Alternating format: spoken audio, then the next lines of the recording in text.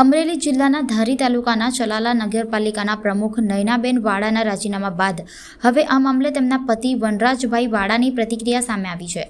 રાજીનામાને લઈને અનેક ચર્ચાઓ વચ્ચે તેમણે ખુલાસો કર્યો છે. ચલાલા નગરપાલિકાના પ્રમુખ નયનાબેન વાડાના રાજીનામા બાદ તેમના પતિ વનરાજભાઈ વાડાએ પ્રતિક્રિયા આપતા જણાવ્યું હતું કે આ રાજીનામું સંપૂર્ણપણે કૌટુંબિક કારણોસર આપવામાં આવ્યું છે.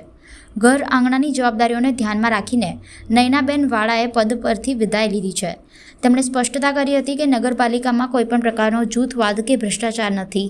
સાથે જ જણાવ્યું હતું કે નગરપાલિકાના તમામ 24 સભ્યો એક સાથે છે અને આગામી સમયમાં પણ વિકાસના કામોમાં સહયોગ આપતા રહેશે. આ રાજીનામાને લઈને ખોટી અફવાઓ ફેલાવવાની જરૂર નથી તેમ પણ તેમણે જણાવ્યું હતું. જ્યારે આપ પ્રમુખ હતા જી આજ રોજ તમે રાજીનામું આપ્યું છે, કારણ શું હોઈ શકે?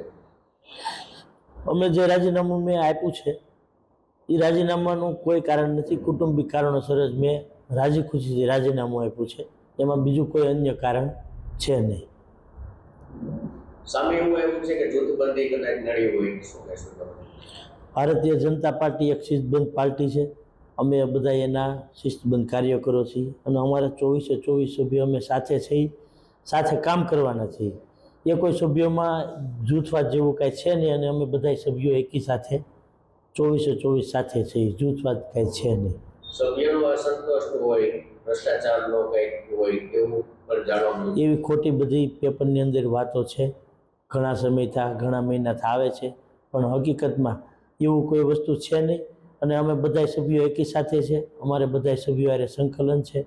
અમે પાર્ટીની જે સૂચના હોય એ પ્રમાણે સૌ કામ કરીએ છીએ. સંવાદદાતા સાથે અભિપ્રાય ન્યૂઝ વડોદરા. આવા જ વધુ સમાચારો જોવા માટે સબસ્ક્રાઇબ કરો અમારી YouTube ચેનલને અને જોડાયેલા રહો Facebook, Instagram અને Twitter પર.